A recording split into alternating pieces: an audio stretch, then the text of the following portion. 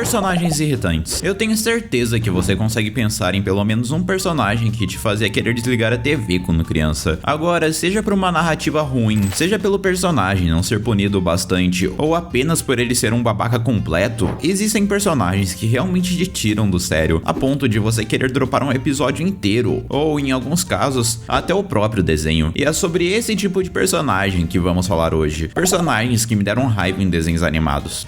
Ronaldo, Steven Universo. Você percebe que o personagem é sem graça quando os dois episódios que ele recebe um papel principal são considerados os dois piores episódios da série inteira. E é esse o caso de Ronaldo em Steven Universo. Pra ser justo, o personagem dele é bem mais passável que os outros personagens dessa lista. É praticamente um consenso na comunidade de Steven Universo que ele é o pior personagem do desenho, mesmo aparecendo tão pouco. Isso acontece porque todo o personagem dele é voltado sobre ele ser um conspiracionista, onde ele duvida de tudo e todos e tenta provar que Beat City é uma cidade estranha. E ele até que seria um personagem insuportável se fosse só isso. O problema é que todas as coisas que ele fala são tão óbvias e não acrescentam em nada na história no momento, mas ele fala com uma certeza tão gigante que torna o personagem dele muito chato. Assistir Keep Beat City Weird é o tipo de episódio que só deixa a história parada. Até pros moldes da primeira temporada de Steven Universo, ele não é nem um pouco engraçado e a história é muito previsível. Mas daí chega o segundo episódio que ele aparece em Rock Nauto. Esse é incontestavelmente o pior episódio de Steven Universo. Aqui ele decide entrar para as Crystal Gems, mas além de passar o episódio todo sendo um chato, ele fica com inveja do Steven, botando pilha nele, dizendo que o Steven não merecia ser uma Crystal Gem. Então,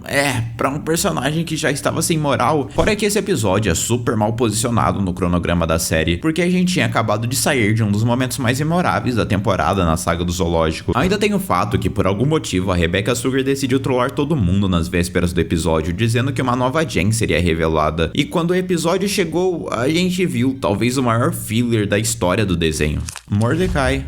Apenas um show. No começo até existia uma discussão de quem era mais babaca em Apenas um Show, Mordecai ou Rigby, mas com o tempo isso meio que deixou de ser uma dúvida. Enquanto o Guaxinim tem uma história de redenção digna de cinema, o Pássaro só foi piorando. Tem 3 pontos principais que você vai ver as pessoas usarem para criticar o Mordecai. Primeiro, tem a força estranhamente exagerada que ele usa para descontar a sua raiva no Rigby no início do desenho. Segundo, tem o que ele faz com o Rigby no final da temporada 7. E terceiro, a forma bizarra que ele decide lidar com seu relacionamento com a CJ. Começando pelo primeiro, eu acho justo achar o Mordecai uma má pessoa no início do desenho, mas aí que tá, era a proposta da série. Mordecai e Rigby eram muito babacas um com o outro, então de certa forma ninguém realmente se irritava com isso. Agora tudo muda quando o Rigby termina o ensino médio, porque o Guaxinim vira completamente outra pessoa. Ele evolui, corre atrás e muda de verdade pra ficar com a Lynn, finalizando isso numa saga que ele decide terminar o ensino médio. Mas o Mordecai não consegue simplesmente ficar feliz pelo seu amigo melhorar de vida, admitindo que não parabenizou o Rigby porque se sentiu mal de ver o seu amigo passando ele na vida. Isso é por inveja de uma pessoa que com o tempo sempre apoiou e esteve ao seu lado quando ele mais precisou. Aí entra a parte dos relacionamentos, e é aqui que eu comecei a ter um ranço do personagem. A CJ basicamente é a melhor coisa que já aconteceu pro Mordecai. Ela apoia ele, levanta sua moral quando ele mais precisa, ainda é um bom par romântico, mas mesmo tendo tudo isso, o Pássaro tem a cara de pau de trair ela no episódio Feliz Natal, Mordecai, beijando a Margaret na sua frente, mesmo com o passado dos dois sendo conturbado. Depois, sabe sei lá como, ele consegue voltar com a CJ e convencer ela a ficar de boa, porque a Margaret já tinha namorado. E quando você pensa que ele finalmente vai aproveitar a situação e agir como adulto, chega o casamento do Musculoso. O Mordecai é escolhido para ler uma carta especial para o Musculoso, e ao invés de fazer isso direito, ele transforma o momento em isso sobre como ele gosta mais da Margaret e não pode ficar com a CJ. Tipo, por que você voltou com a CJ na mesma temporada então? Fora que ele interrompeu um casamento para falar de algo sobre ele, o que era pra ser um momento da vida do Musculoso. Esse pra mim foi o ponto mais baixo do personagem. Foi ali que eu tinha certeza que ele não era uma boa pessoa, como ele já tinha demonstrado em alguns momentos. Ainda assim, apenas um show pune os personagens por serem babacas, e isso fortalece a narrativa, o que é um charme pro desenho.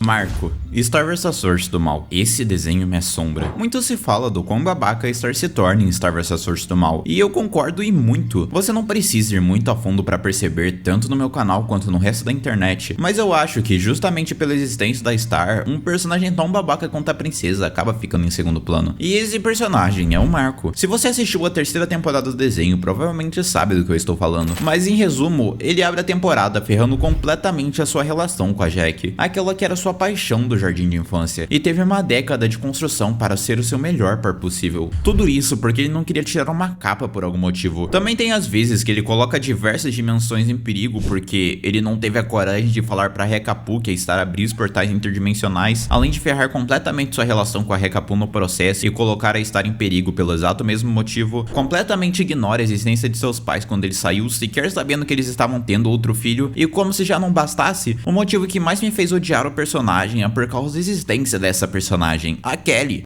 Durante a terceira e quarta temporada, a Kelly recebe mais tempo de tela, e com isso descobrimos muito mais de seus problemas e como ela na verdade é uma das pessoas mais complicadas dessa série. Isso acontecia porque ela tinha um namorado ao qual ela terminava e começava toda semana, e todo esse joguinho fazia ela ficar muito cansada, até que em determinado momento ela acaba a relação de verdade. E sabe, eu não sei se vocês já terminaram um relacionamento, mas é uma situação complicada. O Marco, vendo isso, decide entrar na vida dela, e de uma das maneiras mais inacreditáveis começa uma relação com a Kelly, basicamente de um ficar com o outro. E eu sei que isso é ridículo narrativamente para um desenho, mas é Star vs Força do Mal que estamos falando, então dá um desconto. O problema é que o Marco, vendo toda essa responsabilidade que ele tinha sobre a personagem, depois de menos de 10 episódios, decide terminar com a Kelly. Ignorando o quanto isso é frustrante, é bom mencionar que todas as vezes que a Kelly aparece no desenho, ela parece estar sofrendo de algum tipo de depressão por causa da sua relação com Ted. O Marco, vendo isso, decide ficar com ela por cerca de 10 episódios e mete o pé. No próprio episódio que a Kelly menciona o término, ela diz que foi pega de surpresa, mesmo o Marco falando que foi em comum acordo. Tipo, isso é uma babaquice imensa, e babaquices me irritam.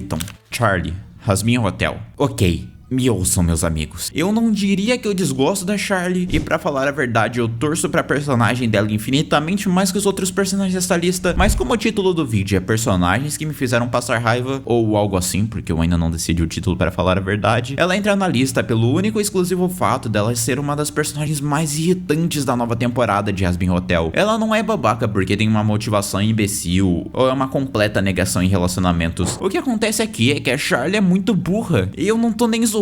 Ela é tão inocente que você pega ódio da personagem dela quando assiste a temporada. Em Jasmine Hotel, a Charlie tem um sonho acima de qualquer outra coisa. Ela quer que a redenção seja possível e que as pessoas que um dia cometeram erros em sua vida possam se redimir e atingir o paraíso. E por isso, ela, como a princesa do inferno, cria o Jasmine Hotel, um lugar onde essas almas poderiam ser redimidas. O problema é que, como era de se esperar, de início ninguém do inferno dá muita bola pra coitada da Charlie, e isso faz ela ser muito zoada, a ponto de todo mundo no inferno tirar sarro da princesa. E o que mais te deixa bravo assistindo o desenho é que a personagem dela não revida quando isso acontece, onde tem diversas ocasiões que as pessoas estão claramente sendo babacas com ela, e a Charlie não faz nada, sequer esboja uma reação mesmo se sentindo mal. Isso só faz as pessoas levarem ela cada vez menos a sério. O pior de tudo é que isso é uma óbvia descaracterização da personagem que ela se demonstrou no piloto, tendo momentos que ela ficava brava quando tiravam com a cara dela. Esse problema da personagem é levado na segunda temporada. Tem diversas partes que ela não consegue raciocinar em situações simples. Parece que ela tem que agir como uma história quer para que o vilão seja bem sucedido. Pra vocês terem uma noção, a Charlie busca cair na armadilha do Vox pelo menos 3 vezes durante a temporada, e só no último episódio ela percebe isso e consegue armar um plano para derrotá-lo. E não me entenda errado, eu gosto da personagem em princípio, e eu entendo que ela precisa ser uma personagem que age em prol da defesa pra personalidade dela fazer sentido, mas chega um ponto que ela é tão inofensiva e tão besta que ela só fica irritante de assistir e te faz pensar que a série obriga ela a agir assim para a história funcionar. Eu realmente espero que ela seja melhor caracterizada na temporada 3. Félix, Hora de Aventura, Fiona Cake.